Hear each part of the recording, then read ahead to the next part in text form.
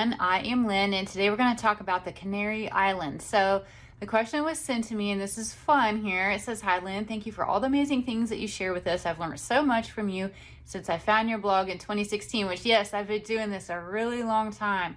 I believe I started in 2012 actually. So they go on to say, great idea to focus on positivity. I'd love for you to look at the Canary Islands. I know you did a reading before about La Palma, and hopefully I say and pronounce all these correctly, and all the weirdness there, but they're super curious about the origin of these islands, specifically Viers, I probably said that wrong, and the sacred mountain of Tendaya. It's said that the place where the witches from Europe would flee to when they're persecuted. I sense a very special connection to this place, and I'm curious to learn more.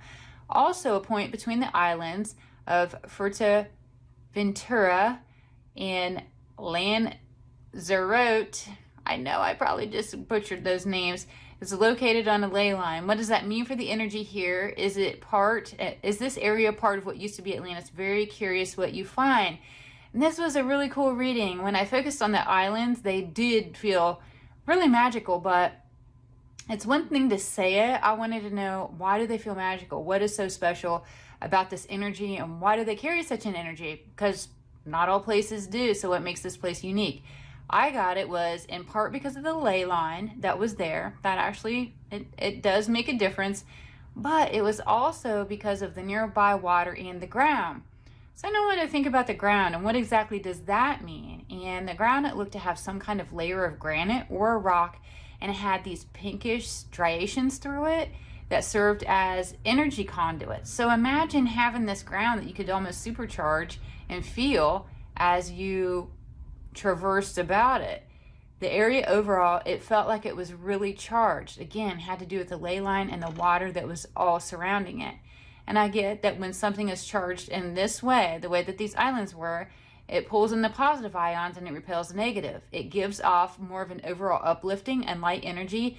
And so imagine if you were standing on a salt lamp and how it basically helps to shield and it gives off and repels the negativity, soaking in inversely the positive energy around it. That's what these islands felt like and do feel like they do.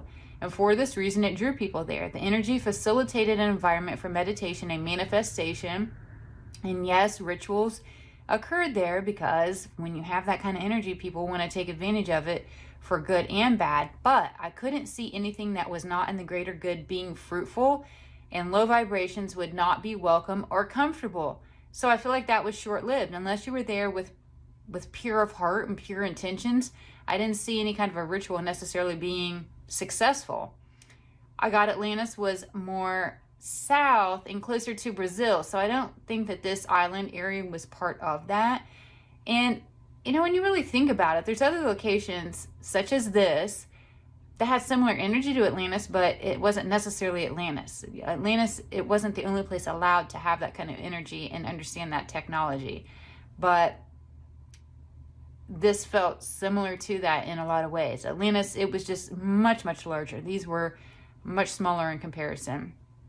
And that was really all I had for this reading. So curious your thoughts. Have you been there? Have you felt the energy personally? I'd love to hear what you have to say. So please drop me a line and hop on over to the blog. Check me out. Lots of cool things there. If you want a reading, coaching session, or Reiki session, I have information for that on my blog as well. So I will leave you with that. My blog, psychicfocus.blogspot.com. You all take care, and I'll see you in my next video. Bye.